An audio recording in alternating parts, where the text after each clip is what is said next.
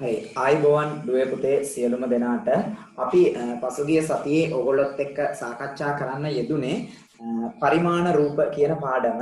ඉතින් පරිමාණ රූප කියන පාඩමේ අපි ගොඩාක් දේවල් කතා කරා ඉතින් මොකද්ද අපි මුලින්ම කතා කරා පරිමාණ රූපයක් කියන්නේ මොකක්ද කියලා. ඊට පස්සේ අපි කතා කරා පුතේ පරිමාණ රූපයක පරිමාණය හදාගන්න විදිය. ඒත් එක්කම අපි කතා කරා පුතේ පරිමාණයක් අනුපාතයක් ලෙස ලියන විදිය.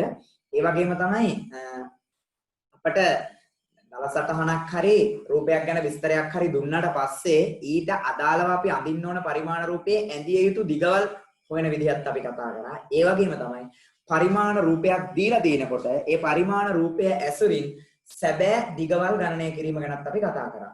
එහෙනම් අද අපිට කතා කරන්න ඉතුරු වෙලා තියෙන්නේ හරි පුංචි කොටසයි. හැබැයි දැනටමත් අපි ඒක දන්නවා. ඇයි? එදා අපට පරිමාණ රූපයක දිග ඇසුරින් සැබෑ රූපයක මිනුම් ගන්නකොට පරිමාණ රූප අඳින්න උනානේ නේද? මේ අද අපිට තියෙන පරිමාණ රූප ඇඳීම. ඒදා අපි ඇඳා.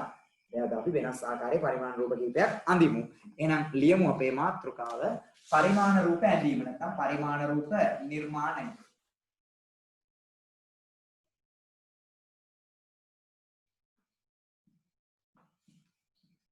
හරි. එදත් මම ඕගොල්ලන්ට කිව්වා පුතේ පරිමාණ රූප නිර්මාණය. එහෙම නැත්නම් පරිමාණ රූප ඇඳීමට අපිට A4 කොළ ගන්නවා නම් හොඳයි කියලා. ඔයගොල්ලන්ගේ පොටු රූල් පොතේ කරනවට වඩා A4 කොළ වල කරනවා නම් හොඳයි කියලා තමයි මම එදා කිව්වේ. ඉතින් A4 කොළ එහෙම ගෙනල්ලා ඇති මං හිතන්නේ ඔයගොල්ලෝ ඒත් එක්කම පුතේ අපිට ලම්බක නිර්මාණය කරන්න වෙනවා. ඍජුකෝණී දැන් ඍජුකෝණී ගොඩනැගිල්ලක් අදිනකොට ඍජුකෝණ අඳින්න වෙනවා. අපිට ඒ සඳහා අවශ්‍ය වෙනවා මොකද්ද? විහිදි චතුරස්‍රය අවශ්‍ය වෙනවා. ඒ වගේම තමයි ත්‍රිකෝණ අඳිනකොට අපිට ඒ සඳහා ගන්න වෙනවා මොකද්ද? කව කටුව. එහෙනම් කව කටුව, විහිදි චතුරස්‍රය, සරල දාරය කියන අපේ අඩිගෝදුව මේ දේවල් සූදානම් කරගන්නට පරිමාණ රූප අඳින්න. ලියන්න මෙහෙම පරිමාණ රූපයක් ඇඳීමේදී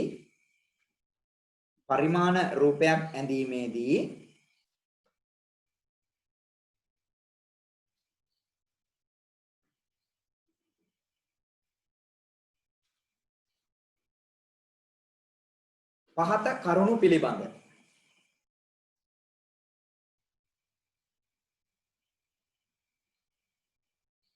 සැලකිලිමත් විය යුතුයි.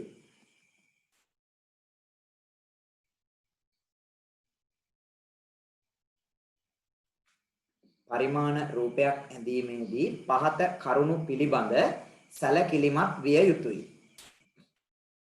මොනවාද මේ පහත කරුණු ටික? අපි අර කලින් කරපු ටික තමයි. මොකද්ද මුලින්ම? අපි මුලින්ම තීරණය කරන්න ඕනේ අපට අඳින්න තියෙන ඉඩ ප්‍රමාණයෙහි සැබෑ මිනුම් හා මට අඳින්න තියෙන කොලේ ප්‍රමාණය අනුව මොන පරිමාණයටද මම අඳින්නේ කියන එක. ඒ කියන්නේ සෙන්ටිමීටර 1කින් මීටර කීයක් දක්වන විදියටද මම අඳින්නේ කියන එක මම කලින් සකස් කරගන්න ඕනේ. එහෙනම් ඒක තමයි පළවෙනි දේ. මොකද පරිමාණය සකස් කිරීම. අනිත් එක තමයි දී විස්තරයට අනුව දල සටහනක් ඇඳ ගන්නවා. මට දීලා තියෙන විස්තරයට අනුව දල සටහන. සමහර දල සටහන දෙන්න පුළුවන් විභාගයේදී. හොඳේ දල සටහන දෙන්න පුළුවන්. එහෙම නැත්තම් පරිමාණය සකස් කරලා දීලා තියෙන විස්තරයට අනුව දල සටහන ඇඳගත්තා.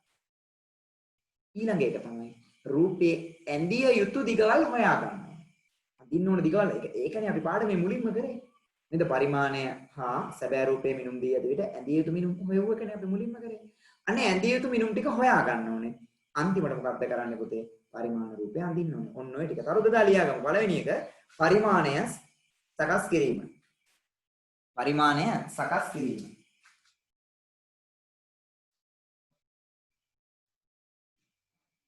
දෙවනි තරුව දල සටහනක් නිර්මාණය කිරීම. දෙවනි තරුව දල සටහනක් නිර්මාණය කිරීම. සර් පළවෙනි දරුව මොකද්ද? පරිමාණය සකස් කිරීම පුතේ. පරිමාණය සකස් කිරීම. දෙවනි තරුව දල සටහන නිර්මාණය කිරීම.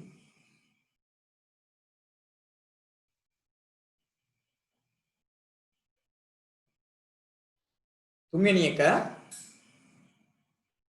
පරිමාණ රූපයේ ඇඳිය යුතු දිගවල් සෙවීම.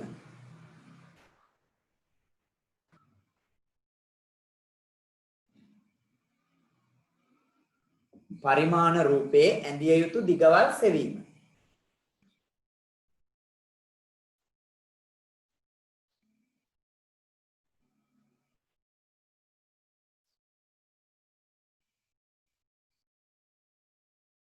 අන්තිම එක දී ඇති මිනුම් සොයාගත් මිනුම් වලට අනුව පරිමාණ රූපය ඇඳීම.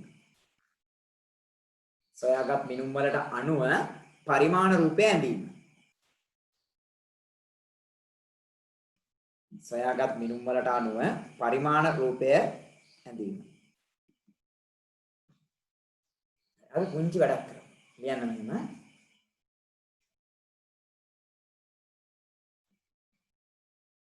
දිග මීටර 30ක් හා පළල මීටර 20ක් වූ. දිග මීටර 30ක් හා පළල මීටර 20ක් වූ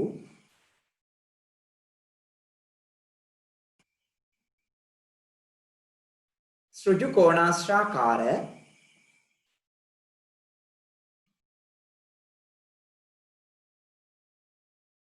පිහිනුම් තටාකයක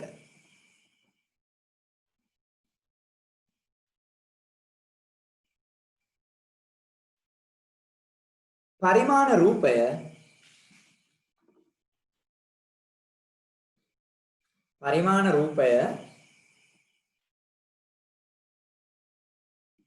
සෙන්ටිමීටර එකකින්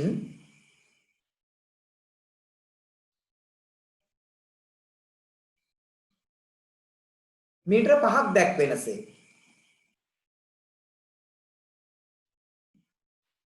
සෙන්ටිමීටර එකකින් මීටර 5ක් දැක්වෙනසේ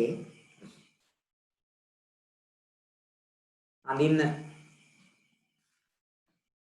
හරි.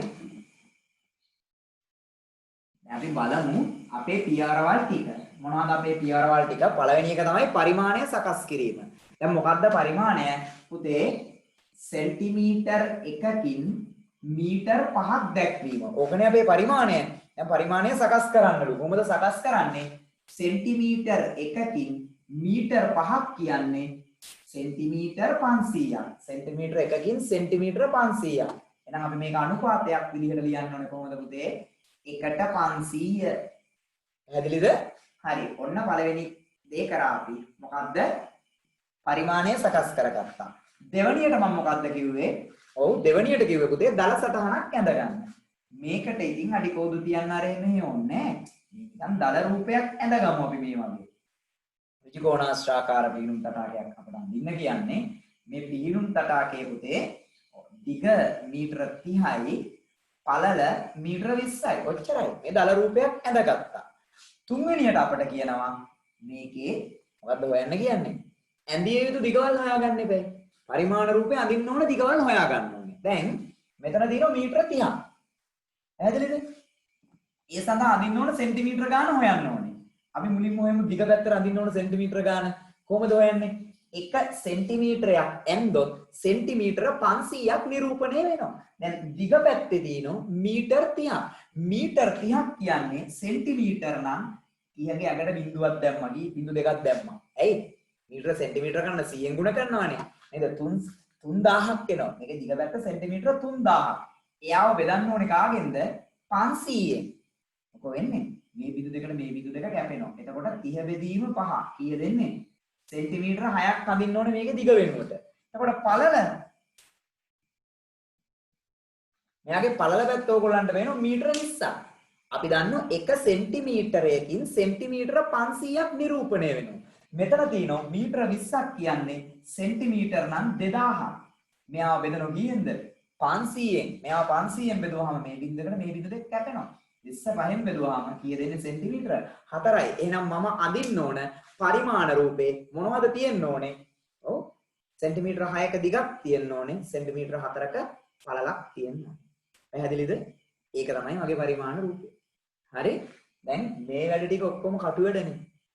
ඔයාලට කවුරු හරි ප්ලෑන් එකක් අඳින්න දුන්නොත් ඔය විස්තරේ දීලා ඔය විස්තරයට අනුව ප්ලෑන් එක ඇඳලා දෙන්න කිව්වොත් මට කොලේක නීතිකයේ මිනිස්සයාට අදාළ නෑ දල රූපේවත් පරිමාණය හදාගත්ත විදිහවත් එයාට ඕනේ එයාට ඕනේ ප්ලෑන් එකනේ. එහෙනම් ඒක අඳිමු අපි මෙතනින්. කොහමද අඳින්නේ? මුලින්ම අඳින්න ඕනේ පුතේ සෙන්ටිමීටර කීයක්ද? 6ක් නෙමෙයි දිග පැත්ත. සෙන්ටිමීටර 6ක් දිග රේඛා ඛණ්ඩයක්. අපි සරල ධාරය භාවිතා කළා. ඔයගොල්ලෝ දන්න සරල රේඛා ඛණ්ඩයක් අඳින විදිය නේද?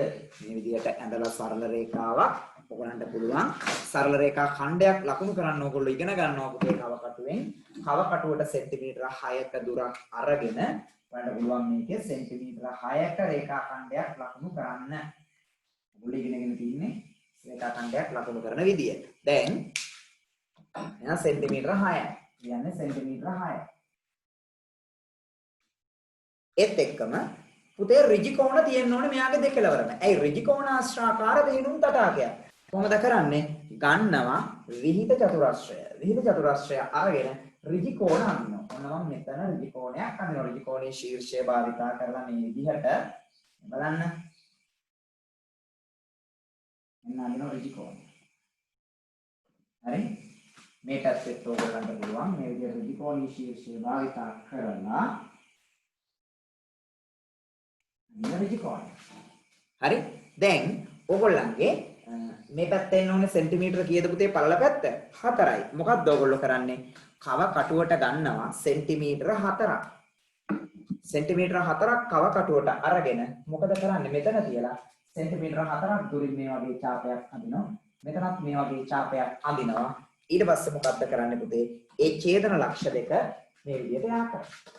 දැන් මේක සුදු කොලයකනේ අඳින්නේ. කොටුල් කොලේ නෙමෙයි. කොටුල් කොලේ නම් මේ වැඩේ හරිය ලේසි කරන්න. යා කරන්න. හරි? දැන් මේකේ ලියන්නේ සෙන්ටිමීටර 4. දැන් මෙහෙම තිබුණොත් ඇද්ද? මෙච්චරයි දෝනේ. මොකද්ද මේකේ තියෙන අඩුපාඩුව? පරිමාණය ලියලා නැහැ. අනිවාර්යෙන් පරිමාණ රූපයක් ඇඳලා පස්සේ පරිමාණය ලියන්නේ බැයි යටි. මොකද්ද මේකේ පරිමාණය? 1/500. දැන් මේක බලන මිනිස්සයා දන්නවා එකකින් 500ක් පෙන්වනවා. ඒ කියන්නේ 1 සෙන්ටිමීටරයකින් සෙන්ටිමීටර 500ක් පෙන්වනවා. පුතේ එකකින් 500ක් නම් 6කින් 500 ඒවා 6ක්. 500 ඒවා 6ක් කියන්නේ 3000ක්. සෙන්ටිමීටර 3000ක් කියන්නේ මීටර 30ක්. මේක බලන මිනිස්සයා දන්න ඇත්ත දිග හොයන්න. මෙතන සෙන්ටිමීටර 4ක් තියෙන්නේ.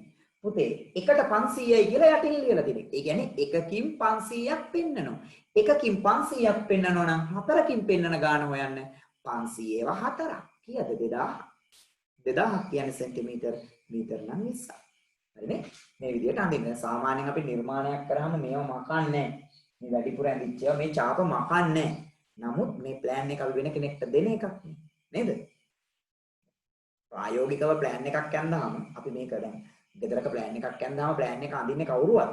ගෙදර අයිතිකාරයාට දෙනවනේ.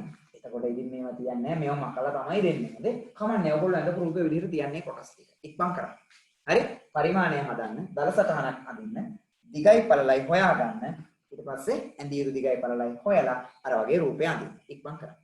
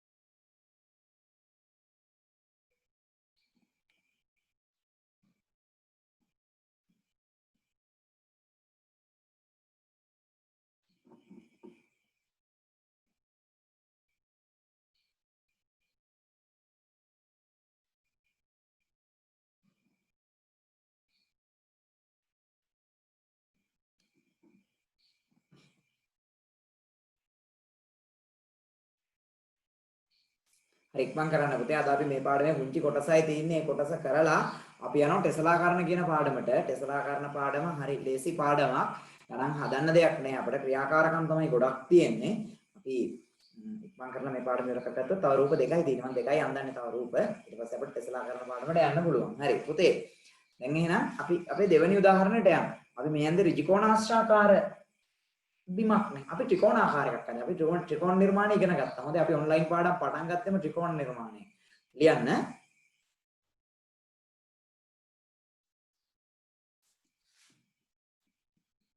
ඍජුකෝණී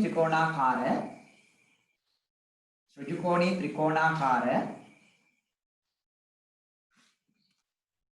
මල් පාත්තියක දල රූපයක්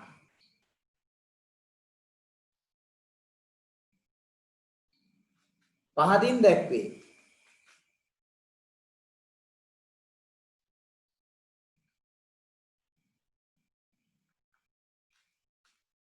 මල් පාත්තියක දල රූපයක් පහදින් දැක්වේ. සෙන්ටිමීටර 1කින් මීටර 200ක් දැක්වෙනසේ. සෙන්ටිමීටර 1කින් මීටර 200ක් දැක්වෙනසේ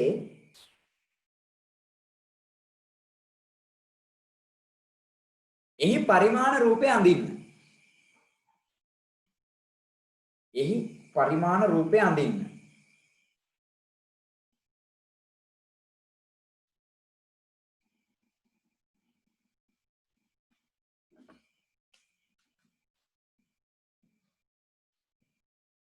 හරි. ඔන්න අහන්න. දැන් දල රූපය අඳින්න ඕනේ නැහැ. තියෙනවනේ. පරිමාණය හදා ගන්න ඕනේ ඔයා. ඔයාට පුළුවන් පරිමාණය හදා ගන්න. ඔයා දන්නවා. සෙන්ටිමීටර් 1කින් මීටර කීයද මං කිව්වේ? මීටර 2ක්. හොඳේ. සෝරි. මීටර 2ක්. සෙන්ටිමීටර 1කින් මීටර 200ක් නේද මං කිව්වේ? මීටර 2ක්. හොඳේ. සෙන්ටිමීටර 200ක්. සෙන්ටිමීටර 1කින් මීටර 2ක් දැක්වෙනසේ. හොඳේ. මීටර 200ක් දක්වන්න බෑ මේක. හරි. සෙන්ටිමීටර 1කින් මීටර 2ක් දැක්වෙනසේ පරිමාණය සකස් කරන්න තමයි තියෙන්නේ. හරි. ඔන්න දල රූපයේ තියෙනවා. පරිමාණය හදා ගන්න ඕනේ නේද? පරිමාණය හදන්න පුළුවන් නේ. කොහොමද? සෙන්ටිමීටර 1කින් මීටර 2ක්. පැහැදිලිද? ඒ කියන්නේ සෙන්ටිමීටර 1කින් සෙන්ටිමීටර නම් කීයක්ද? 200ක්. එහෙනම් පරිමාණය කීයද? 1ට 200. පරිමාණය 1ට 200. ඔන්න පරිමාණය හදාගත්තා. දල රටහන දීලා තියෙනවා. දැන් මේ මායිම් වලට අපි අඳින්න ඕන දිග හොයන්න ඕනේ. AB මායිමට අපි අඳින්න ඕන දිග. ඒ වගේම BC මායිමට අපි අඳින්න ඕන දිග. ඒ වගේම AC මායිමට අපි අඳින්න ඕන දිග. දැන් AB මායිම ගත්තොත් මීටර 8ක් තියෙනවනේ. මීටර 8ක් තියෙනවා. මීටර 8යි කියන්නේ සෙන්ටිමීටර නම් කීයද? 800යි. සෙන්ටිමීටර 1කින් සෙන්ටිමීටර 200ක් දැක්වෙනවනේ. 800 බෙදන්නකො 200ෙන්. මොකෝ වෙන්නේ? 8 දෙකෙන් බෙදුවම කීයේ? 4යි. එහෙනම් මෙතන සෙන්ටිමීටර 4යි ඔයගොල්ලෝ අඳින්න ඕනේ. පැහැදිලිද? BC මායිම හොයන්න ඕගොල්ලෝ. මීටර 6ක් ඒ කියන්නේ සෙන්ටිමීටර 600ක් තියෙනවා. සෙන්ටිමීටර 1කින් සෙන්ටිමීටර 200ක් නිරූපණය වෙනවනේ. එහෙනම් සෙන්ටිමීටර 600ට කොච්චරක් අඳින්න ඕනද කියලා බලන්න. 600 200ෙන් බෙදන්න. පුතේ AC මායිම මීටර 10ක් තියෙනවා. බෙදන්න 1000 200ෙන්. හොයන්න. ඇඳිය යුතු දිග ඉක්මන් කරන්න. පරිමාණය හදාගන්න දලසටහන මම දීලා තියෙනවා. ඒක නිසා ඒක අලුතෙන් අදින්න දෙයක් නැහැ. පරිමාණය හදාගත්තා. මේ මායිම් වලට අඳින්න ඕන දිගවල් හෙව්වා. රූපේ අඳින්න පුළුවන් ඕගොල්ලන්ට. ත්‍රිකෝණ නිර්මාණය කියලා දීලා තියෙනවා. ඉක්මන් කරන්න.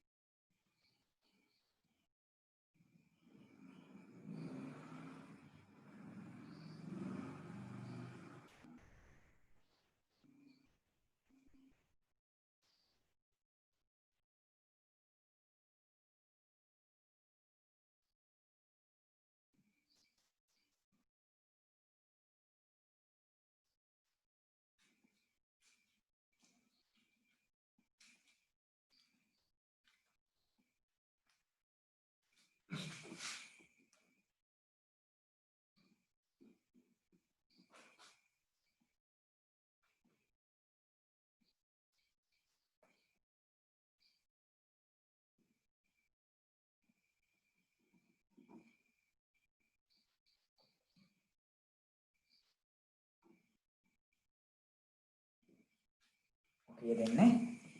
දෙන්නේ 600 බෙදීම 200. ඉතින් සෙන්ටිමීටර 3යි.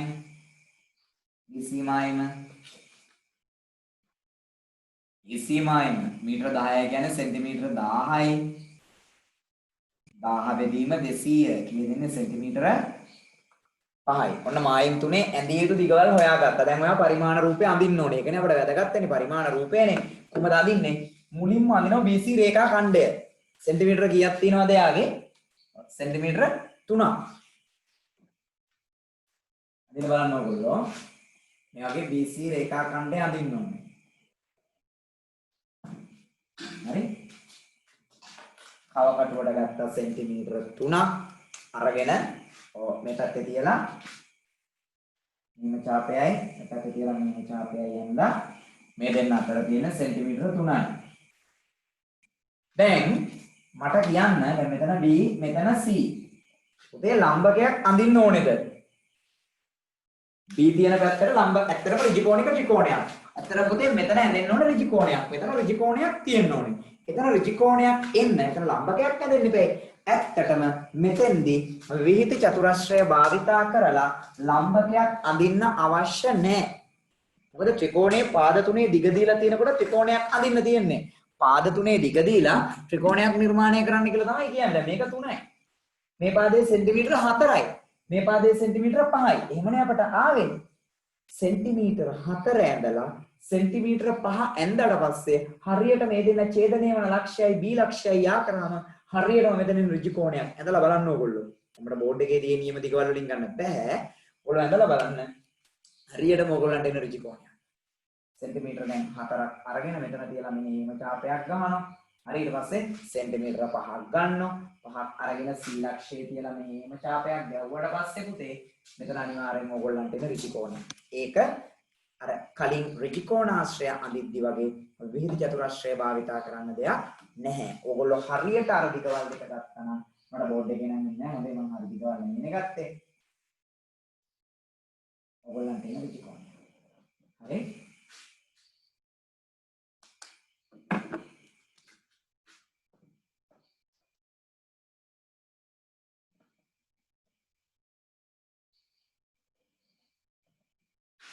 දිගවල් ලියන්න ඕනේ. සෙන්ටිමීටර 4යි. සෙන්ටිමීටර 10යි. දිගවල් ලිව්වා වගේම යටින් ලියන්න ඕනේ පරිමාණය. මොකක්ද අපේ පරිමාණය? 1ට 200.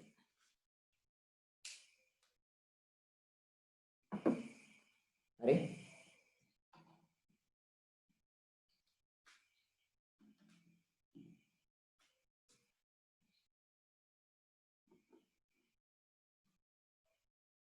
ඉක්මන් කළා පරිමාණ රූපයක් ඇඳ ගන්න.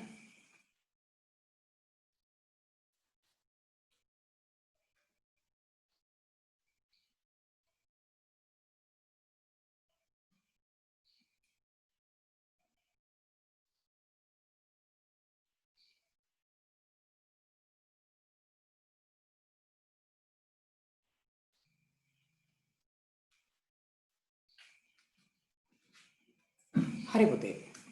දැන් අන්තිම පරිමාණ රූපයක් අඳිමු මෙච්චරයි. හරි. ලියන්න මෙහෙම.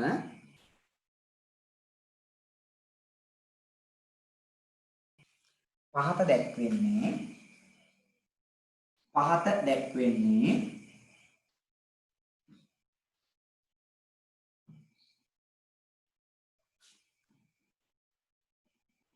එක්තරා උද්‍යානයක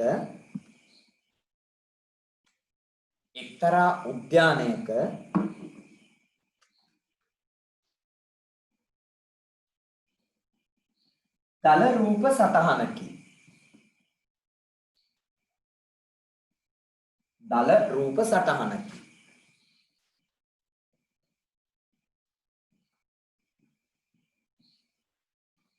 ඒක උද්‍යානයක්.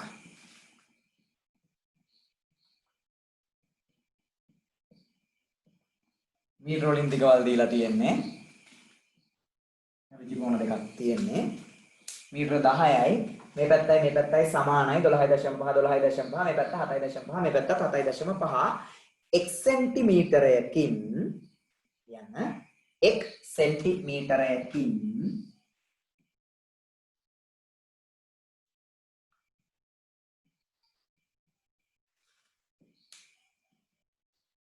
සෙන්ටිමීටර 250ක් දැක්වෙනසේ.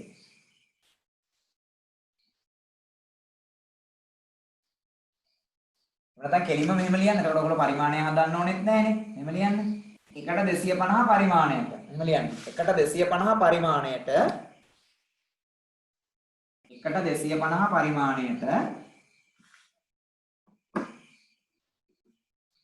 මෙම උද්‍යානයේ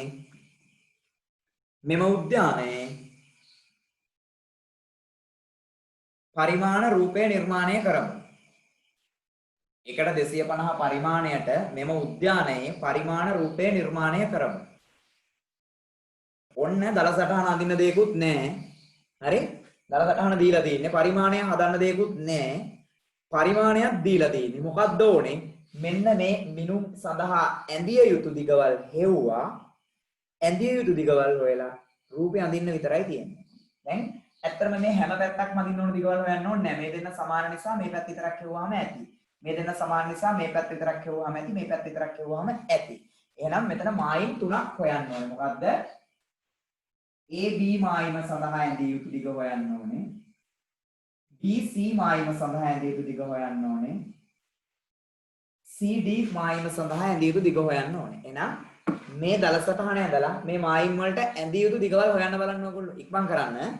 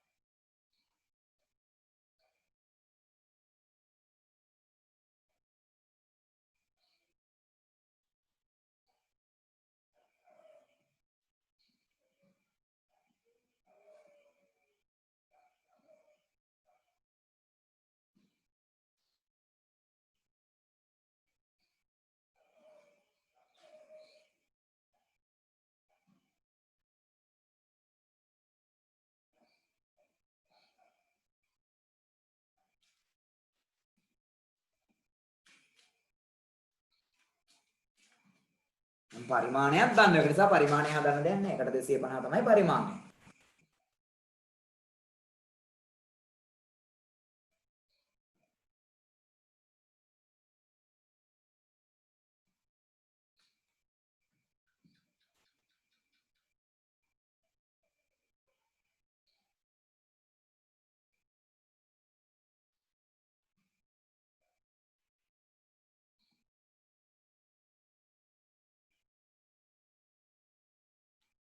හරි අපි බලමු පුතේ මේ මායිම් සඳහා අඳින්න ඕන දිගවල් එතකොට. දැන් අපි බලමු AB මායිම ගත්තොත් අපිට 1ට 250 නම් පරිමාණය කියන්නේ 1 සෙන්ටිමීටරයකින් සෙන්ටිමීටර 250ක් නිරූපණය වෙනවා. AB මායිම මීටර 7.5යි. මීටර 7.5ක් කියන්නේ සෙන්ටිමීටර නම් කීයක්ද?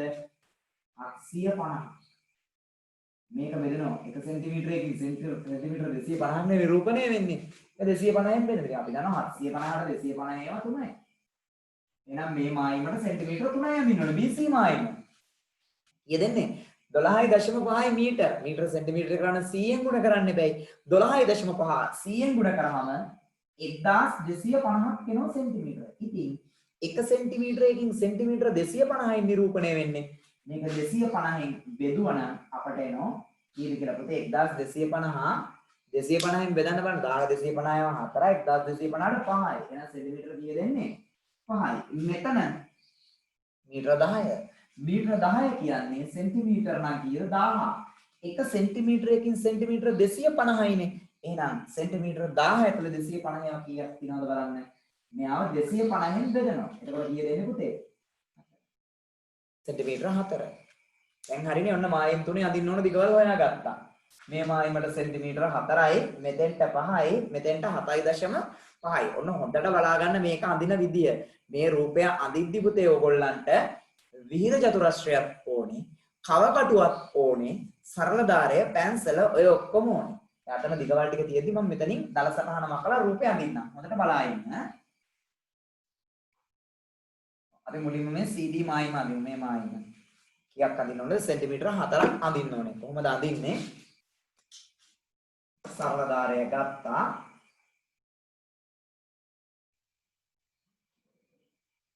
සරල රේඛාවක් ඇඳ මේ වගේ. කව කටුවට ගන්නවා පුතේ සෙන්ටිමීටර 4ක් අරගෙන මේ පැත්තේ තියලා මෙහෙම ඡාපයක් අඳිනවා. මේ පැත්තේ ඡාපය මත තියලා මෙහෙම ඡාපයක් අඳිනවා. මේ අපි කරේ සෙන්ටිමීටර 4ක රේඛා ඛණ්ඩයක් ලකුණු කරා. මෙයා සෙන්ටිමීටර් 4යි. හරිනේ? ඊට පස්සේ දැන් C තිබුණේ මේ පැත්තේ D තිබුණේ. CD මායිම ඇඳා. දැන් BC මේ මායිමනේ. ඒ වගේ දෙපැත්තේ මායිම් දෙකක් තියෙනවනේ. මොකක්ද අපි කරන්නේ? භාවිතා කරමු විහිද චතුරස්‍රය. කියලා මේ වගේ ඍජු කෝණ දෙකක් දෙපැත්තෙන් ඇඳ ගන්න ඕනේ. බලන්න අන්න තිබ්බා.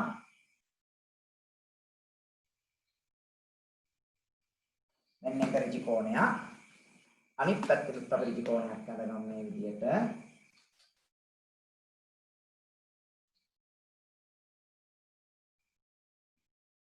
මෙන්න ඍජු කෝණය. ඔන්න දෙපැත්තෙන් ඍජු කෝණ දෙකක් ඇඳගත්තා. හරිනේ? මේක ප්ලෑන් එකක් නිසා මෙහෙම ලකුණු කරලා ගැටලුවක් නෑ හොඳේ. හරි. දැන් මොකක්ද කරන්නේ? දැන් අපි ගන්නවා අතට ආයි කව කටුව. කව කටුවට අපි සෙන්ටිමීටර 5ක් ගන්න දැන්. මේ BC මායින් සෙන්ටිමීටර 5යිනේ. සෙන්ටිමීටර 5ක් අරගෙන පුතේ C ලක්ෂ්‍ය මත කව කටුවට උඩ තියලා මේ වගේ ඡාප දෙකක් අඳිනවා. හරිනේ? ඊට පස්සේ අපි දන්නවා දුරත් අපි ලකුණු කරමු. මෙතෙන්ට සෙන්ටිමීටර 5යි. එහෙනම් මේ පැත්ත සෙන්ටිමීටර ඊට පස්සේ අන්න කව කටුව ආයිත් ඕන වෙන තැන. ඒ මොකටද? පුතේ කව කටුවට අපි ගන්නවා දැන් සෙන්ටිමීටර 3ක්. සෙන්ටිමීටර 3ක් ගන්නවා කව කටුවට. ඇයි? මේ AB මායිමට සෙන්ටිමීටර 3ක් එපැයි. මේ පැත්තේ තියෙන මේ EA මායිම, AE මායිමටත් සෙන්ටිමීටර 3යි ඕනේ. එහෙනම් අපි කව කටුවට සෙන්ටිමීටර 3ක් අරගෙන පුතේ මේ ලක්ෂ්‍ය මත තියලා මෙහෙම ඡාපයක් අඳිනවා. මේ බලන්න. මේ ලක්ෂ්‍ය මත තියලා ඒ ඡාපය මෙහෙම ඡේදනය කරනවා. දැන් ওই ඡේදන ලක්ෂ්‍යය දිනවනේ. ආන්න ඒ ඡේදන ලක්ෂ්‍යයේ ඉඳන් මොකද්ද කරන්නේ පුතේ? සරල ධාරය භාවිතා කරලා මෙන්න මේ විදිහට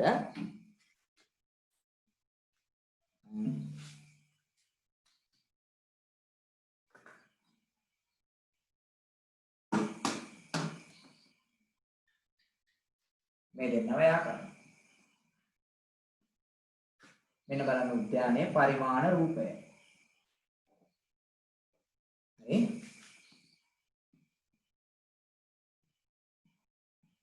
දැන් යටින් ලියන්න ඕනේ අපි මේ උද්‍යානයේ පරිමාණය. අපි අද පරිමාණය මොකද්ද පුතේ? 1/250. ඔන්න අපේ පරිමාණ රූප පාඩමේ අපි කරපු අවසාන ගැටලුව. ඉක්මන් කරලා පුතේ ඕකත් ඇඳගන්න. උතනින් අපේ පරිමාණ රූප පාඩම ඉවරයි. අපි ටෙස්ලා කරන පාඩම පටන් ගමු.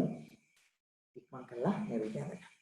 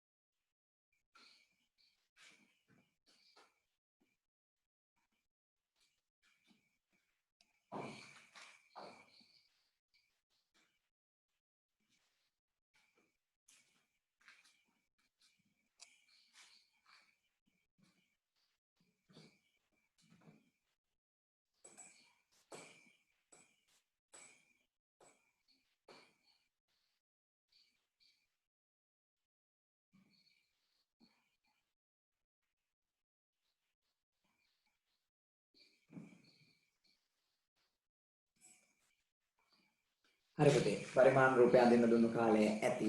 දැන් එහෙනම් අපි අපේ අලුත් පාඩමට යමු. පොතේ ඔයගොල්ලන්ගේ අන්තිම පාඩම තමයි මේ. අපිට තව එක පාඩමක් කරන්න තියෙනවා. අපි අපේ සතිය පටන් ගන්නවා. දත්ත නිරූපණයේ පාඩම. ලියන්න ඊට කලින් අපි මේ පාඩම කරමු. පුංචි පාඩමක්. පොතේ ක්‍රියාකාරකම් තියෙන පාඩමක්. තෙසලා කරණය.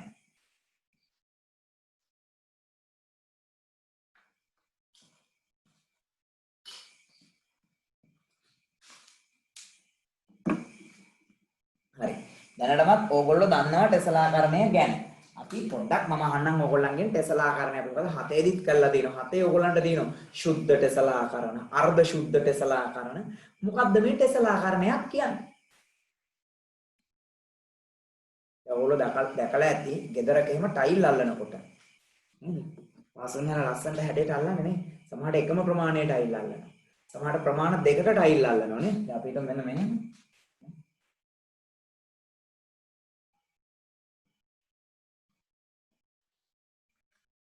මෙතන මේ හිතන්න ගෙදරක බිමක් කියලා මේ එකම ප්‍රමාණයේ සමචතුරස්‍රාකාර ටයිල් අල්ලලා තියෙනවා නේද?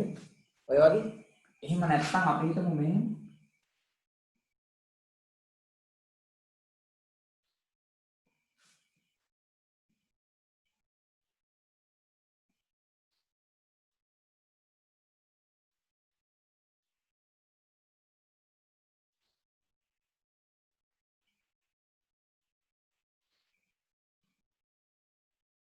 මෙතන මොකද්ද වෙලා තියෙන්නේ මේ? සමචතුරස්‍රාකාර ටයිල් දින වගේම ඍජුකෝණාස්‍රාකාර ටයිල් තියෙනවා. ඔය බලන්න එක එක විදිහට. පුතේ මෙන්න මේ වගේ දැන් අපිට පුළුවන් එක් හැඩතලයක් හෝ හැඩතල කීපයක් මම දැන් ඔයාලට ලස්සන ටිකක් පෙන්නන්නම් මේ වගේ බෝඩ් එකේ යනවා වගේ නෙමෙයි. එක් හැඩතලයක් හෝ හැඩතල කීපයක් භාවිතා කරලා ඕගොල්ලන්ට පුළුවන් තලයක් මත රටාවක් හදන්න. විතර මම තනි හැඩතලයකින් කරපු එකකුත් තියෙනවා හැඩතල දෙකකින් කරපු එකකුත් තිබුණා. මම පෙන්නන ලස්සන ඒවා කීපයක් දැන් එක් හැඩතලයක් හෝ හැඩතල කීපයක් භාවිතා කරලා ඕගොල්ලන්ට පුළුවන් තලයක් මත කිසියම් රටාවක් පිළියෙල කරන්න. හැබැයි හැඩතල එක උඩ එක වැටෙන්නත් බෑ. හැඩතල අතර හිඩස් තියෙන්නත් බෑ. අන්න ඒ වගේ එක්කෙනෙක් අපි කියනවා ටෙස්ලාකරණයක් කියලා. එක් හැඩතලයක් හෝ හැඩතල කීපයක් භාවිතා කරමින් හැඩතල අතර හිඩස් නොපිහිටනසේත් හැඩතල එක මතයක නොවැටෙනසේත් තලයක් මත රටාවක් පිළියෙල කිරීමට තමයි පුතේ අපි කියන්නේ මොකක් කියලාද? ටෙස්ලාකරණය කියලා. ඔන්න එහෙනම් අපි බලමු ටෙස්ලාකරණ කීපයක් බලන්න.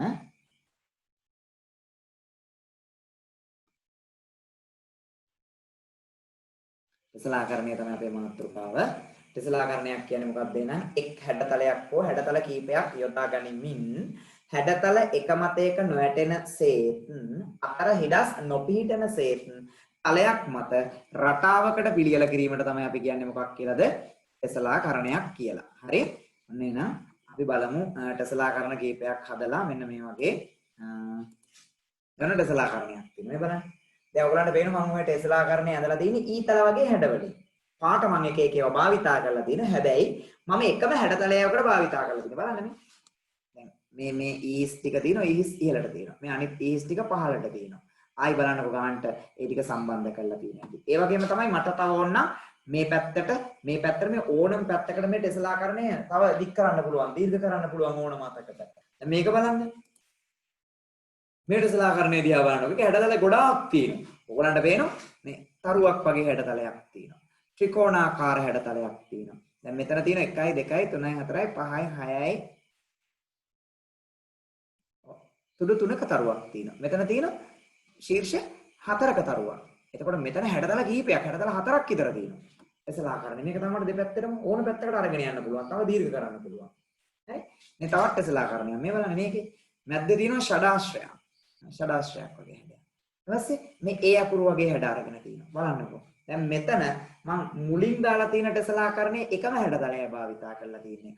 අන්තිමට දාලා තියෙන ටෙස්ලාකරණයේ හැඩතල දෙකක් භාවිතා කරලා තියෙනවා.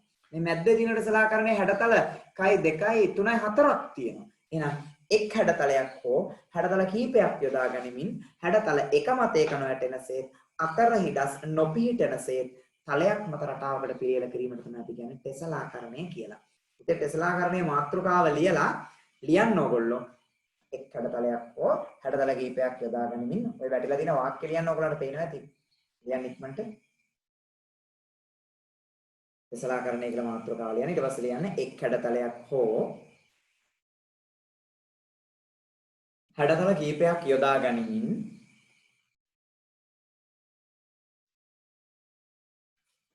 හැඩතල එක මතයක නොයැටෙනසේත් හැඩතල එක මතයක නොයැටෙනසේත්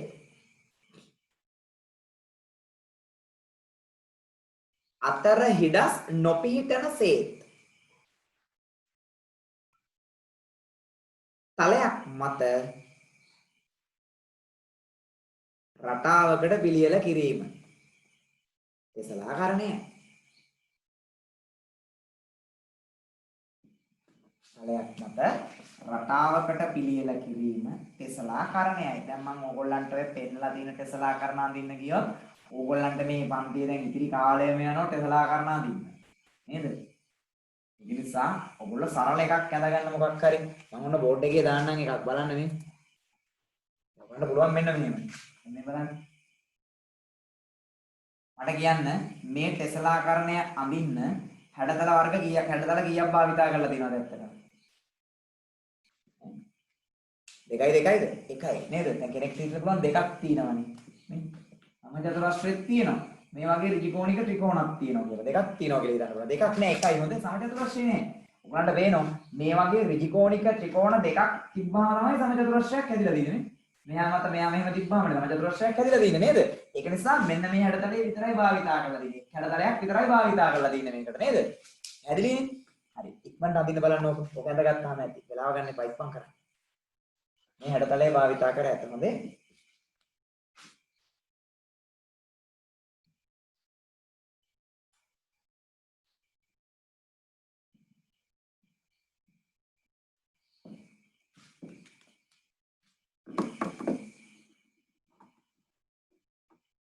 ඉඳ තියාගන්න මේක ඇඳලා හැඩතල දෙකක් භාවිතා කරපු එකක් ඔයගොල්ලෝ තනියෙන් අඳින්න ඕනේ. ලස්සන ඩෙසලාකරණ හදන්න පුළුවන් මට මතකයි. දැන් අපි අද ඔන්ලයින් වලින් නෙමුණ ගහන්නේ. අපි ඉස්සර පන්තියේදී ළමයි මම තනියෙන් අඳින්න කොහොම ලස්සන ඩෙසලාකරණ ඇඳ හැඩතල දෙකක් භාවිතා කරලා. ඔයාලටත් පුළුවන් කල්පනා කරලා කොටු කඩදාසියක් ගත්තොත් කොටු කඩදාසිය ලස්සනට ඒ කොටු පාට කරලා එක එක අකුරු හැඩයට එන සමහරු H අකුරයි T අකුරයි නැත්නම් H අකුරම එක එක අතට සෙට් කරලා ලස්සන ඩෙසලාකරණ හැදුවා සම්බන්ධ කරලා. ඔයාලටත් පුළුවන් මේවා. මේක විතරක් අඳින්න දැනට.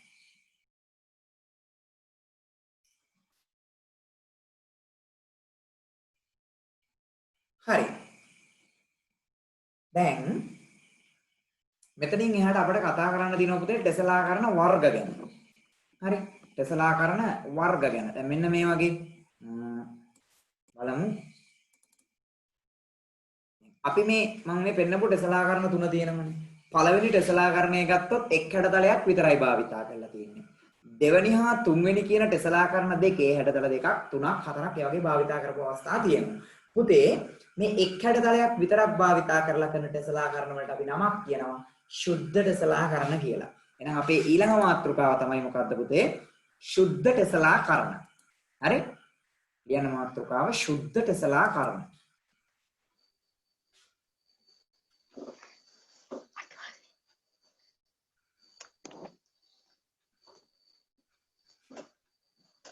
ශුද්ධ ටෙසලාකරණ.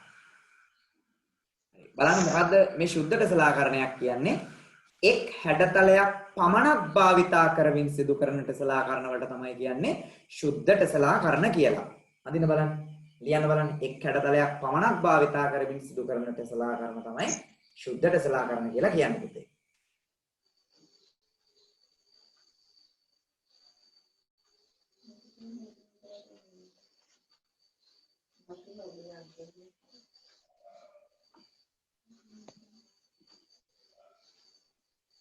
හරි දැන් බලන්න අපි අර මුලින් හිතපු ටෙසලාකරණයෙන් මම ආයෙ දාලා දෙනවා. බලන්න මේකේ භාවිතා පාට වෙනස් හොඳේ.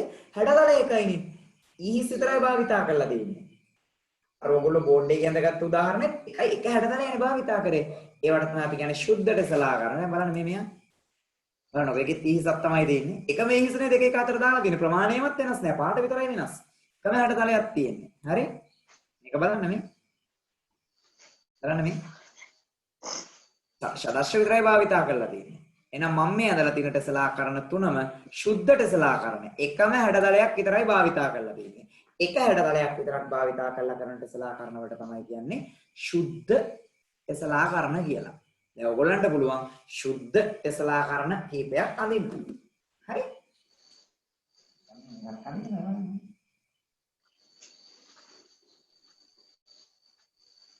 එකම හැඩතලයයි භාවිතා කරන්න පුළුවන්. ඒ බලන්න.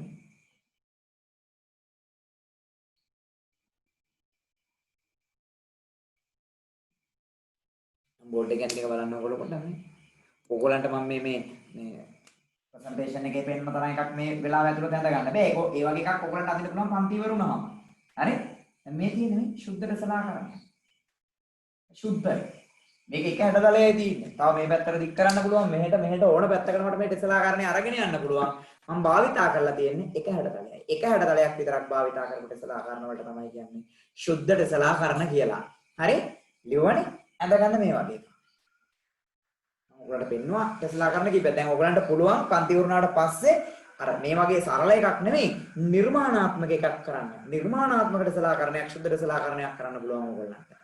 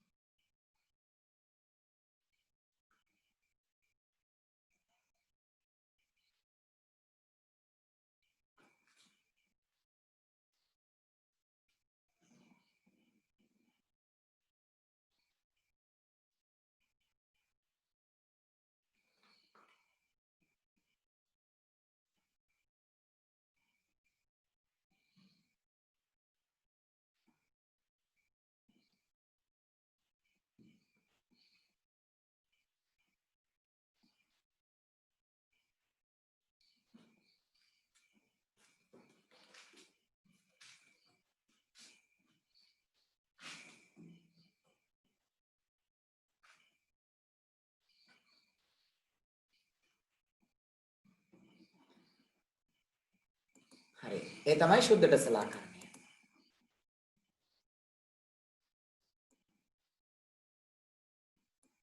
දැන් බලමු අපි ඊළඟ මාතෘකාව. හරි ලේසි මේ පාඩම. හොඳේ. ඔයගොල්ලෝ දැන් පන්ති වුණාට පස්සේ නිර්මාණාත්මක ටෙස්ලාකරණ කරන්න මම මේ සරලව විතරයි දාන්නේ. ඔන්න බලන්න. අර්ධ ශුද්ධ ටෙස්ලාකරණය. අපි මේ මාතෘකාව කතා කරලා දිනවා පුතේ. හතේදී කතා කරලා දිනවා අර්ධ ශුද්ධ ටෙස්ලාකරණය ගැන. අර්ධ ශුද්ධ. මේකෙදි හැඩතල එකකට වැඩි ගණනක් භාවිතා කරන්න පුළුවන්. බලන්න. හැඩතල දෙකක් හෝ කීපයක් භාවිතා කරන්න පුළුවන්. මේ ටෙස්ලාකරණ වැටෙන්නේ අර්ධ ශුද්ධ ටෙස්ලාකරණ වල. දැන් බලන්න මේ උඩ තියෙන එකේ තරුවයි සමාන්තරාශ්‍රකුත් තියෙනවා. බලන්න. පාට වෙනස් වෙන්න පුළුවන්. හැඩතල දෙකක්. දැන් ඔයගොල්ලන්ට පුළුවන් සරල එකක් අඳින්න මොකද්ද? අර මම කලින් කියන්නේ ත්‍රිකෝණාශ්‍රය සමචතුරාශ්‍රය අරගෙන අඳින්න. ඒ වගේ කරන්න පුළුවන් නෙමෙයි. එහෙම නැත්තම් තව පුළුවන් ඔයගොල්ලන්ට මේ වගේ එකක්. බලන්නකෝ. ඉස්සෙල්ලා ලියාගමු අර්ධ ශුද්ධ ටෙස්ලාකරණය කියලා ලිව්වනේ. කියලා ලියන්න. හැඩතල දෙකක් හෝ කීපයක්.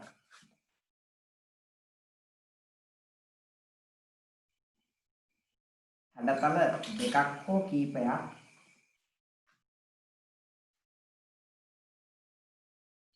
භාවිත කරමින්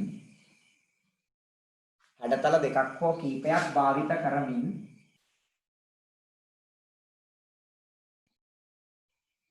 අර්ධ ශුද්ධ ටෙස්ලාකරණ අර්ධ ශුද්ධ ටෙස්ලාකරණ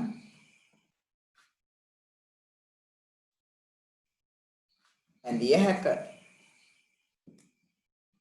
හරි දැන් මම මේ බෝඩ් එකේ එන එක එච්චර ලස්සනට ආවේ නෑ. ඔයාලට පුළුවන් මේ වගේ ටෙස්ලාකරණයක් ලස්සනට අඳින්න. හැඩතල දෙකක් තියෙනවා මේක. මේක නම් දෙකක් නෙවෙයි මේ දෙකත් එකිනෙක වෙනස් දෙකක් වගේ. ඔයාලට පුළුවන් අඳින්න. නැත්නම් සමචතුරාශ්‍රය හරි ත්‍රිකෝණාශ්‍රය භාවිතා කරන්න පුළුවන්. සමචතුරාශ්‍රය හා ත්‍රිකෝණ භාවිතා කරන්න පුළුවන්. ඒ වගේ අඳින්න පුළුවන්. ඒත් එක මොකද දෙයක් ගන්න මොකද්ද මේ ටෙස්ලාකරණයේ ශීර්ෂ හමුවන ලක්ෂ්‍ය සියලුම හැඩතලවල භාවිතා වන සියලුම ශීර්ෂ හමුවන ලක්ෂ්‍ය වලට අපි කියනවා මොන ලක්ෂ්‍යය කියලාද ශීර්ෂ ලක්ෂය කියලා. ඒවත් මතක තියාගන්න. අපි ඒවා 7 දී ඉගෙන ගත්තේ මම ආයෙ මතක් කරනවා. ඔයාලට කැමති එකක් අදින්න මේකම අදින්න එපා.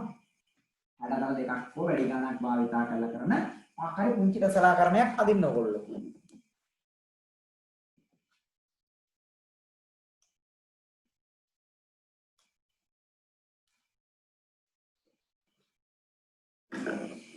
හරි. දැන් අපි ඔය කතා කරපු ටෙසලාකරණ වර්ග දෙකම අපි මීට කලින් කතා කරපු ඒවා. මොනවද? ශුද්ධ ටෙසලාකරණයයි අර්ධ ශුද්ධ ටෙසලාකරණයයි. ඔය ශුද්ධ ටෙසලාකරණය කියන්නේ මොකක්ද පුතේ? එක් හැඩතලයක් පමණක් භාවිතා කරලා අඳින්න පුළුවන් ටෙසලාකරණ වලට තමයි ශුද්ධ ටෙසලාකරණ කියලා කියන්නේ. අර්ධ ශුද්ධ ටෙසලාකරණ කියන්නේ හැඩතල වර්ග දෙකක් හෝ කීපයක් භාවිතා කරලා කරන්න පුළුවන් ටෙසලාකරණ වලට. හරි පුතේ. ඔන්න අපි අපේ ඊළඟ කොටසට යමු බලන්න. මේක අපි අලුතෙන් ඉගෙන ගන්න මේ පන්තියේදී. මොකද්ද?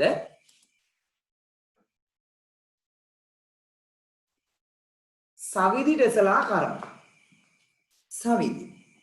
සවිදි කියනකොට ඔයාගේ ඔළුවට දෙයක් මතක් වෙනවා. මොකද්ද?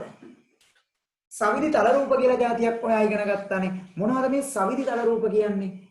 පාද සියල්ල දිගින් සමාන, කෝණ සියල්ල විශාලත්වයෙන් සමාන තල රූප වලට තමයි ඔයා කියන්නේ මොනවද? සවිදි තල රූප කියලා. හරි?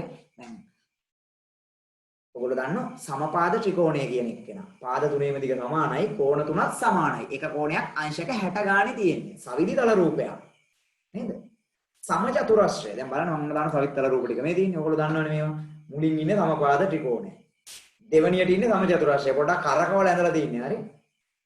ඊළඟට ඉන්නේ සවිදි පංචාශ්‍රය, සවිදි ෂඩාශ්‍රය, සවිදි සප්තාශ්‍රය, සවිදි අෂ්ටාශ්‍රය. ඔය දින සවිදි තල රූපනේ මම ඇඳලා තින්නේ. ඔය එක සවිදි හැඩතලයක් විතරක් භාවිතා කරලා කරන්න පුළුවන් නම් ටෙසලාකරණයක්. අන්න ඒකට කියනවා පුතේ අපි සවිදි ටෙසලාකරණයක් කියලා. එහෙනම් මොකද සවිදි ටෙසලාකරණයක් කියන්නේ? එක් සවිදි හැඩතලයක් පමණක් භාවිතා කරමින් සිදු කරන ටෙසලාකරණ වලට කියනවා සවිදි ටෙසලාකරණ කියලා. එහෙනම් සමපාද ත්‍රිකෝණය භාවිතා කරලා, එහෙම නැත්නම් සමචතුරස්‍රය භාවිතා කරලා, සවිදි පංචාශ්‍රය භාවිතා කරලා, සවිදි ෂඩාශ්‍රය, සවිදි සප්තාශ්‍රය භාවිතා කරලා ටෙසලාකරණයක් කරන්න පුළුවන් නම් අන්න ඒවට අපි කියන්නේ සවිදි ටෙසලාකරණ. හැබැයි මතක තියාගන්න සවිදි ටෙසලාකරණ තුනයි කරන්න පුළුවන්. සවිදි පංචාශ්‍රයෙන් බෑ සවිදි ටෙසලාකරණයක් කරන්න. සප්තාශ්‍රයෙන් බෑ, අෂ්ටාශ්‍රයෙන් බෑ. මෙන්න මෙච්චරයි සවිදි ටෙසලාකරණ තියෙන්නේ. මතක තියාගන්න. ඔන්න. සමචතුරස්‍රයෙන් පුළුවන්. ඔය ඇඳලා තියෙන සමචතුරස්‍රයෙන් කරන්න පුළුවන් එකම මුලින්ම ඇඳලා තියෙනවා. අනිත් එක සමපාද ත්‍රිකෝණියනුත් පුළුවන්. ඒක තමයි ඊළඟට අරලා දෙන්නේ. සවිදි ෂඩාශ්‍රයනුත් පුළුවන්. වෙන බෑ. හරි? දැන් අපි නිකන් හිතන්නකෝ මෙහෙම. දැන් ඔයාලට හිතන්න පුළුවන් සර් බෑ කිව්වට පුළුවන් නේද? දැන් මේ තියෙන සවිදි අෂ්ටාශ්‍රයනේ.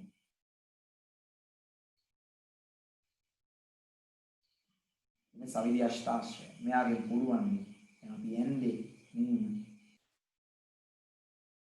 මේක අපි භාවිතා කරන්නේ සවිදි අෂ්ටාශ්‍ර විතරනේ නේද? මේ සවිදි අෂ්ටාශ්‍ර විතරනේ. සවිදි අෂ්ටාශ්‍ර කියලා ගන්නකො විතරනේ අපි භාවිතා කරන්නේ. ඒකේ මැද්දේ හැදෙන්නේ මොකක්ද? මේක හිලක්ද? නැත්නම් වෙන තල රූපයක්ද? නේද?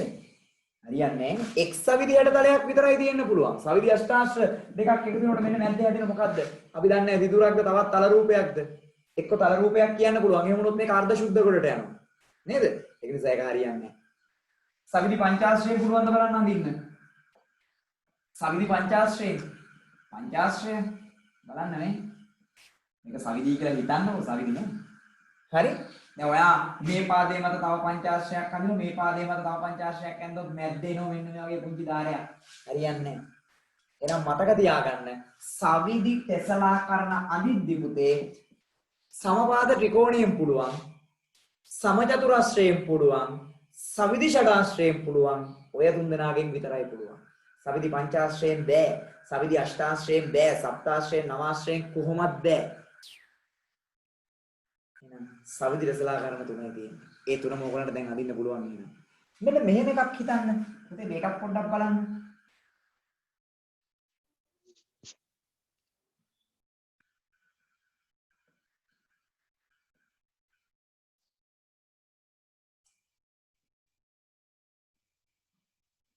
දැන් හිතන්නකෝ මේ සමපාද ත්‍රිකෝණ වලින් කියලා මම මේ ඇඳගෙන යන්නේ මෙයාව. මේ සමපාද ත්‍රිකෝණ වලින් මේ අඳින්නේ හොඳේ. මෙහෙම ඇඳගෙන යනවා. හරි. දැන් කෙනෙක්ට හිතන්න පුළුවන් මෙහෙමත් පුළුවන් නේ. දැන් මේකත් සමපාද ත්‍රිකෝණ විතරමනේ තියෙන්නේ කියලා නේ. බලන්න.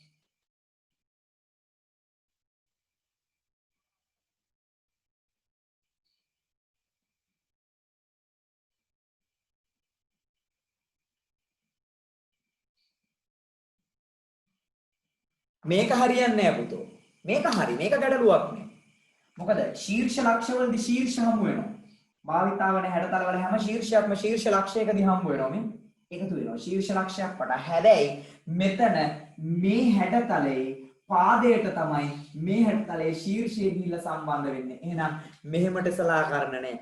හරි? මේක හරි. දැන් මම දාලා පෙන්නන්නම්. මෙන්න මේ තුන් දෙනා විතරයි එහෙනම් අපට සවිදිට සලාකරණ විදිහට අදින්න පුළුවන්. හරි? එහෙනම් මෙහෙම ලියන්න. එක් සවිදි හැඩතලයක් පමණක් භාවිතා කරමින් සිදු කරන ටෙසලාකරණ සවිදි ටෙසලාකරණ වේ. එක් හැඩතලයක් පමණක් භාවිතා කරමින් සිදු කරන ටෙසලාකරණ සවිදි ටෙසලාකරණ වේ.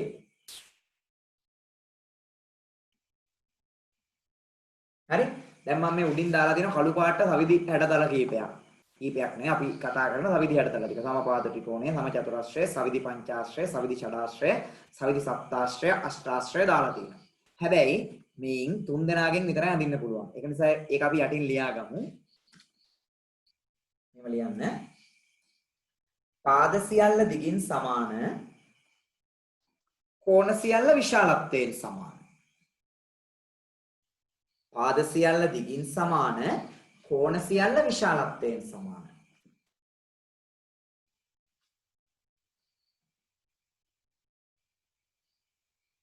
හැඩතල නැත්නම් තල රූප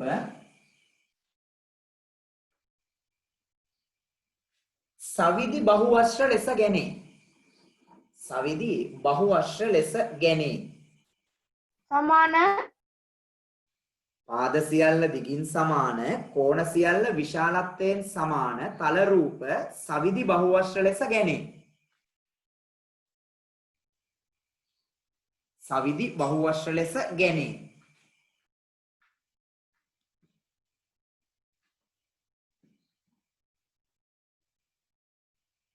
ඊළඟ රුලෙන් ලියන්න.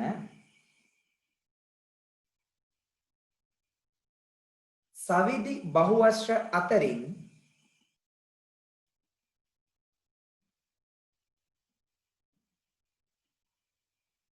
සමචතුරස්‍රය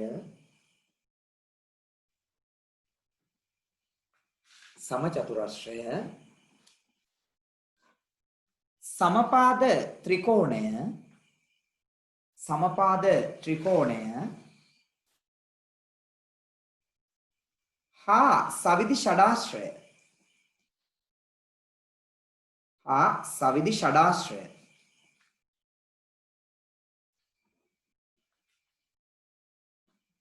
පමණක් භාවිතයෙන්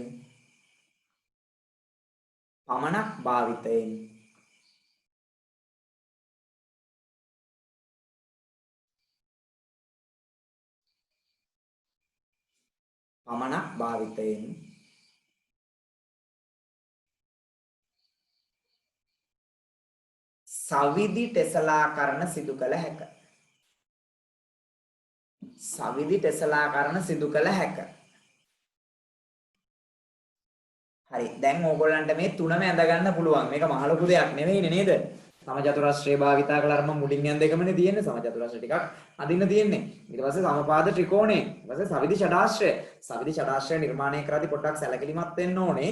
අපිට ඕගොල්ලන්ට පුළුවන් පාඩම ඉවරනාට පස්සේ අපි දන්නවනේ වෘත්තයක් ඇඳලා සමාන කොටස් 6කට බෙදලා සවිදි ෂඩාශ්‍රය නිර්මාණය කරන 7 වසරේදී ඉගෙන ගන්නවනේ. කාඩ්බෝඩ් එකකින් සවිදි ෂඩාශ්‍රයක් නිර්මාණය කරගෙන ඒක තියලා ඇඳලා ලස්සනට ඔය වගේ ටෙසලාකරණය කරන්න පුළුවන්. දැනට ඔයගොල්ලෝ දල සටහන් තුනක් ඇඳ ගන්න. හැබැයි පළවෙනිය දෙවෙනිය නම් පුළුවන්. ඉක්මන් කරලා ඇඳ ගන්න. ඔය තුන විතරයි තියෙන්නේ. හරි? ඉක්මන් කරන්න. තව පුංචි කොටසයි තියෙන්නේ. ඉක්මන් කරන්න.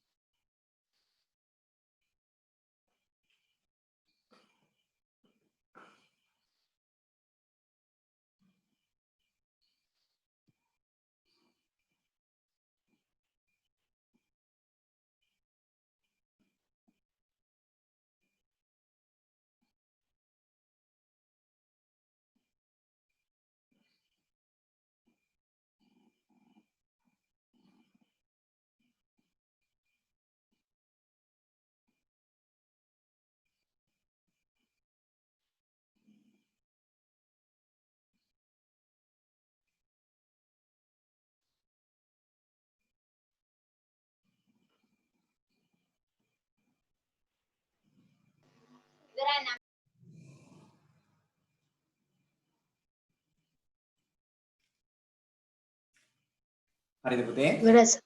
හරි. ඔන්න එහෙනම් මෙටසලාකරන පුරුදු 3. කියන්න පුතේ. අමිදු. හරි. අපි එහෙනම් ඔන්න කතා කරා මුලින්ම සුද්ධ ටෙසලාකරණය ගැන.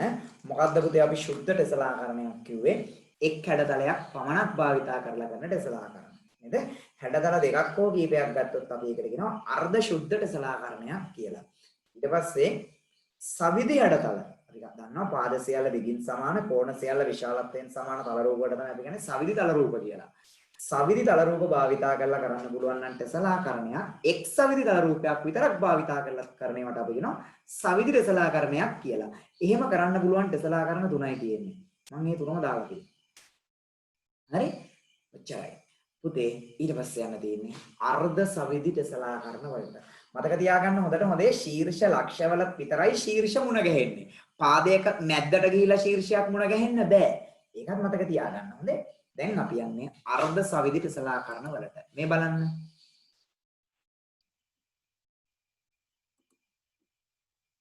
අර්ධ සවිදි ටෙසලාකරණ. මොකද්ද බලමු මේ. ඔන්න මම දාලා දිනු ටෙසලාකරණ කීපයක්. පළවෙනි ටෙසලාකරණය ගත්තොත් පුතේ මේ පළවෙනි ටෙසලාකරණය දිහා බලන්න. ඒකේ සවිදි ෂඩාශ්‍රයක් තියෙන සමපාද ත්‍රිකෝණයක් තියෙනවා. ඔය නිල් පාටින් වගේ තියෙන සවිදි ෂඩාශ්‍ර තැඹිලි පාටින් තියෙන සමපාද ත්‍රිකෝණ. ඊළඟ දෙවෙනි එක දිහාට එන්න. කහ පාටට තියෙන සමචතුරස්‍ර. සුදු පාටට තියෙන සමපාද ත්‍රිකෝණ. තැඹිලි පාටට රතු පාටට වගේ තියෙන සවිදි ෂඩාශ්‍ර. ඊළඟ එක දිහාට එන්න. සමචතුරස්‍ර තියෙන සමපාද ත්‍රිකෝණ තියෙනවා. පහළ පේරියට එන්න.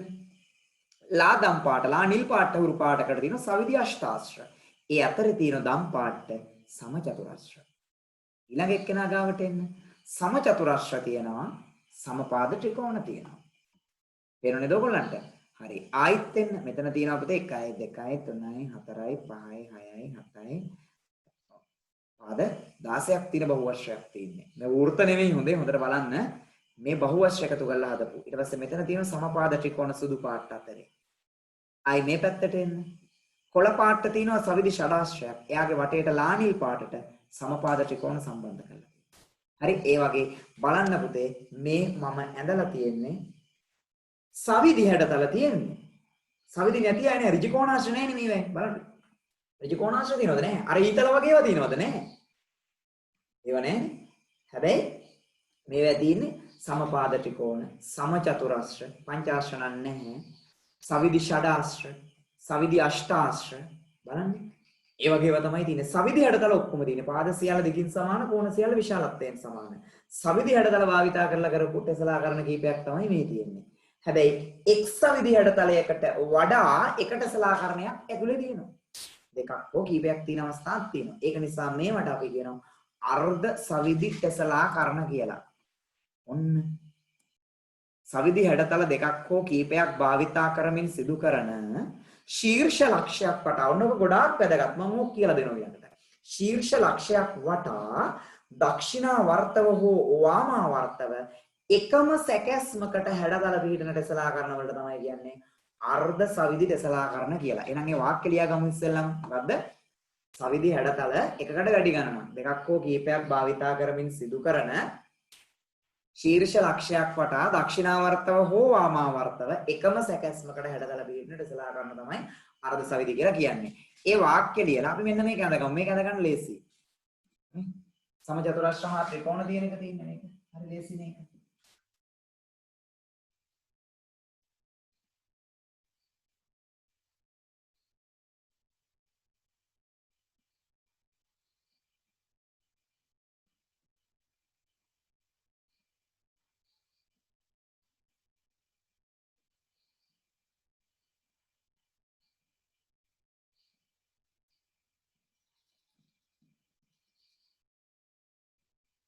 සමචතුරස්‍ර හා සමපාද ත්‍රිකෝණ භාවිතා කරලා තියෙනවා බලන්න.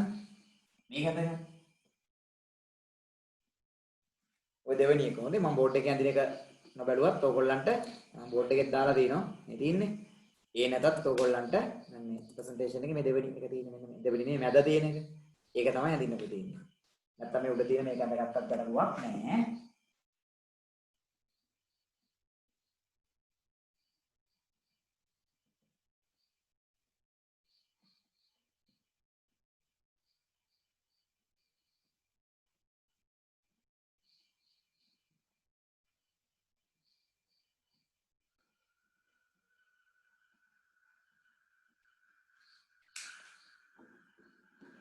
ඇඳ ගන්න එකක්. ඊට පස්සේ මම අන්තිමටම කියලා තියෙන දේ කියලා දෙන්න. මොකද්ද?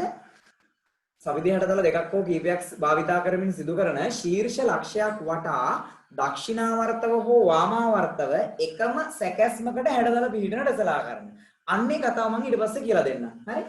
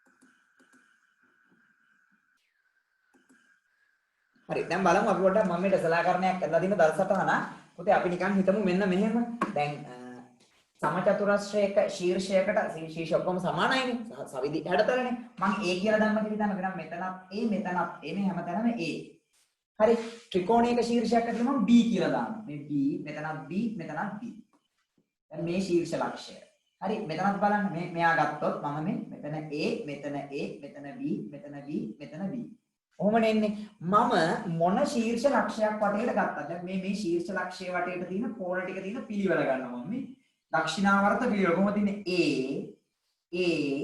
B B B එකම සැකස්මක් නේ තියෙන්නේ A අකුරු දෙකයි B අකුරු තුනයි දැන් මෙතනත් ඒ වගේ මෙතනත් තියෙන්නේ මේ පිළිවෙලම තමයි B B B A A B අකුරු තුනයි A අකුරු දෙකයි නැත්නම් A අකුරු තුනයි B අකුරු දෙකයි B අකුරු දෙකයි B අකුරු තුනයි කොහොම කරත් ඔය පිළිවෙලනේ තියෙන්නේ A දෙකයි B තුනයි කොහොම නේද යන්නේ හැබැයි හැම ශීර්ෂ ලක්ෂයක් වටේටම ඔය පිළිවෙල තමයි එන්නේ ඕනම ශීර්ෂ ලක්ෂයක් වටේට බලන්න ඔය පිළිවෙල එන්නේ හැබැයි ඔය පිළිවෙල වෙනස් නම් ඒක අර්ධ සුද්ධ වලට ගන්න බෑ එහෙම වෙනස් වෙන අවස්ථා තියෙනවද ඔව් තියෙනවා මෙන්න මේක බලන්න ටිකක් වෙලා යයි අදින්න පොඩ්ඩක් බලන්න ඕගොල්ලෝ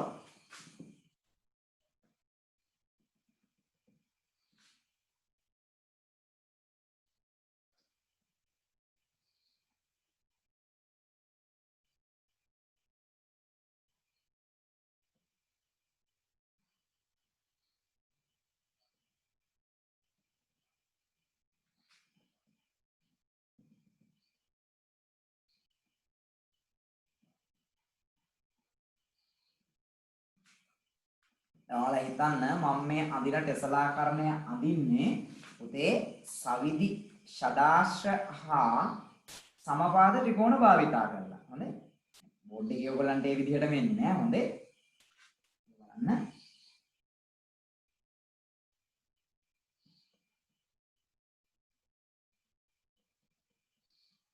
එහෙම හිතමුකෝ හොඳයි. මම භාවිතා කළා. දැන් මම ත්‍රිකෝණයක ශීර්ෂය තුලේ A කියලා දාන්නම්. A සවිධ චතුරස්‍රයක ශීර්ෂයක් මම B කියලා කියන්නම්. එතකොට ඔයගොල්ලන්ට පේනවා මෙතන ශීර්ෂ ලක්ෂයක් නම් මේ ශීර්ෂ ලක්ෂය වටා කෝණවල සැකැස්ම කොහොමද දක්ෂිනාවර්තව A B A B මෙන්න මේ සැකැස්මනේ තියෙන්නේ. A B A B. පැහැදිලිද? මම මේ ශීර්ෂ ලක්ෂයට යනවා. නැත්නම් මේ ශීර්ෂ ලක්ෂයට යනවා. මෙන්න මෙතන. දැන් අපි B කියලානේ ගත්තේ ෂඩාශ්‍රය ශීර්ෂයක්. මෙතන B මෙතන B. ත්‍රිකෝණයේ ශීර්ෂයක් A කියලානේ ගත්තේ. මෙතන A මෙතන A. එතකොට මේ ශීර්ෂ ලක්ෂයේ වටේට කෝණ ටික තියෙන්නේ කොහොමද? මෙන්න. මම මෙහෙම යන්නම්කෝ. ඕන තැනකින් පටන් ගන්නවා. මෙතනින් පටන් ගන්නම්කෝ.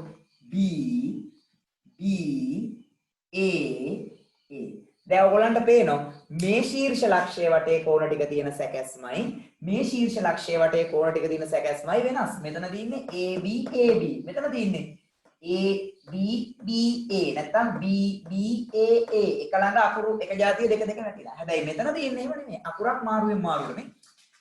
ත්‍රිකෝණයේ ශීර්ෂය ෂඩාශ්‍රය ශීර්ෂය. ත්‍රිකෝණයේ ශීර්ෂය ෂඩාශ්‍රය ශීර්ෂය. මෙතන තියෙන්නේ ෂඩාශ්‍රය ත්‍රිකෝණය. එහෙනම් පුතේ දක්ෂිනාවර්තව ගත්තත් වාමාවර්තව ගත්තත් මේ ශීර්ෂ ලක්ෂ වටේට හා මේ ශීර්ෂ ලක්ෂ වටේට කෝණවල සැකැස්ම වෙනස් කියන එක පැහැදිලි නේද ඔයගොල්ලන්ට මේකේ? එහෙනම් මේක අර්ධ සවිදි නැත. මේක නිකන් අර්ධ ශුද්ධ රසලාකරණයකට තමයි දාන්නේ. මේක අර්ධ සවිදි රසලාකරණයක් නෙවෙයි. අර්ධ සවිදි වෙන්න නම් මොකද්ද වෙන්න ඕනේ? ශීර්ෂ ලක්ෂයක් වටා එකම සැකැස්මකට කෝණ තියෙනවා. දැන් අපි මෙන්න මේක බලන්න. දැන් මේ මෙතන තියෙන්නේ මම මේ පෙන්වන එක බලන මොහොත එකෙන් ඔයාලට පේනවා ඇති මෙතන තියෙන්නේ ෂඩාශ්‍ර හා සවිධි ෂඩාශ්‍ර හා සමපාද ත්‍රිකෝණ භාවිතා කරලා. හැබැයි එතන ඒ ගැටලුව නැහැ. බලන්න එතන. දැන් මම මේ මොහොත එක තියන්ගෙන ශීර්ෂය බලන්න. ත්‍රිකෝණය ෂඩාශ්‍රය ත්‍රිකෝණය ෂඩාශ්‍රය. මේකත් එහෙමයි. මාරුවට මේ ෂඩාශ්‍රය ත්‍රිකෝණය ෂඩාශ්‍රය ත්‍රිකෝණය. ඒකේ අපි මේ අද මේකේ තියෙන දෝෂය නැහැ. එහෙනම් මතක තියාගන්න පුතේ අර්ධ සවිදි වෙන්න නම් මොකද්ද වෙන්න ඕනේ? ඔව්. සවිදි හැඩතල දෙකක් හෝ කීපයක් භාවිතා කරලා කරන්න පුළුවන්. හැබැයි හැම ශීර්ෂ ලක්ෂයක් වටේටම දක්ෂිනාවර්තව හෝ වාමාවර්තව එකම කෝණ සැකැස්මක් තමයි පුතේ තියෙන්න ඕනේ. එකම කෝණ සැකැස්මක් තමයි තියෙන්න ඕනේ. සැකැස්ම වෙනස් වෙන්න බෑ. ඒක තමයි අර්ධ සවිදි ටෙසලාකරණයේ තියෙන විශේෂ ලක්ෂණය. හරි? ඔන්න එහෙනම් අපි ටෙසලාකරණ ගැන කතා කරා. ටෙසලාකරණයක් කියන්නේ මොකක්ද කියලා කතා කරා. මොකද්ද පුතේ ටෙසලාකරණයක් කියන්නේ? එක් හැඩතලයක් හෝ හැඩතල කීපයක් භාවිතා කරමින් හැඩතල එක මත එක නොවැටෙනසේ අතර හිඩස් නොපිහිටනසේ තලයක් මත රටාවකට පිළියෙල කිරීමට තමයි අපි කිව්වේ ටෙසලාකරණයක් කියලා. හරි? පුතේ ඊට පස්සේ අපි කතා කරා ශුද්ධ ටෙසලාකරණ හා අර්ධ ශුද්ධ ටෙසලාකරණ ගැන. අපි ඒක 7 දිත් කතා කරලා තියෙනවා. අපි මේ පන්තිදී අලුතෙන් ඉගෙන ගත්තේ මොකද්ද? සවිදි ටෙසලාකරණ 3යි තියෙන්නේ. සමපාද ත්‍රිකෝණයෙන් සමචතුරස්‍රයෙන් හා සවිදි ෂඩාශ්‍රය භාවිතා කරලා කරන්න පුළුවන් ටෙසලාකරණ. ඊට පස්සේ අපි කතා කරා අර්ධ සවිදි ටෙසලාකරණ ගැන. සවිදි හැඩතල දෙකක් හෝ කීපයක් භාවිතා කරන්න පුළුවන්. හැම ශීර්ෂ ලක්ෂයක් වටේටම වාමාවර්තව හා දක්ෂිනාවර්තව එකම කෝණ සැකැස්මක් තමයි තියෙන්නේ. ඒකයි ඒකේ තියෙන විශේෂත්වය. එහෙනම් අපි පුතේ ටෙසලාකරණ පාඩමක් කතා කරලා ඉවරයි. හරි ලේසි පාඩමක්. අපි ලොකු වෙලාවක් ගත්තේ නැහැ. හැබැයි ඕගොල්ලෝ අපි මේ අදපුවට වඩා අර අර්ධ ශුද්ධ ටෙසලාකරණ වලට නිර්මාණාත්මක උදාහරණ ඕගොල්ලන්ට තමයි අඳින්න පුළුවන්. ක්‍රියාකාරකම් කරන්න පුළුවන්. ඒවා ඔයගොල්ලෝ කරන්න දැන් පන්ති උරනාට පස්සේ පුළුවන් නම් ඒවා කරලා ලස්සනට දිනන ඔයගොල්ලන්ට ෆොටෝස් ගහලා මගේ WhatsApp නම්බරයට ඔයගොල්ලන්ට දාන්න පුළුවන්. මගේ එකට දාන්න ඕනේ group එකට දාන්න එපා. මොකද group එකේ දාන පණිවිඩත් එක්ක ඊට පස්සේ ඔයගොල්ලන්ගේ මැසේජ් ඔක්කොම කලවම් වෙනවා. ඒක නිසා ඔයගොල්ලන්ට පුළුවන් ඒවට ෆොටෝස් අරගෙන මගේ එකට විතරක් දාන්න. හරි මට බලන්න පුළුවන් එතකොට ඔයගොල්ලන්ගේ ලස්සන නිර්මාණාත්මක ටෙසලාකරණ. අපිට තව දිනනවා පුතේ දත්ත වාදන වෘත්තපත්‍ර සටහන් අඳිනවා. අපි ඊළඟ දවසේ ඒ පාඩමත් එක්ක එකතු වෙමු. එහෙනම් හැමෝටම සුබ සතියක් වේ පුතේ. ආයුබෝවන්.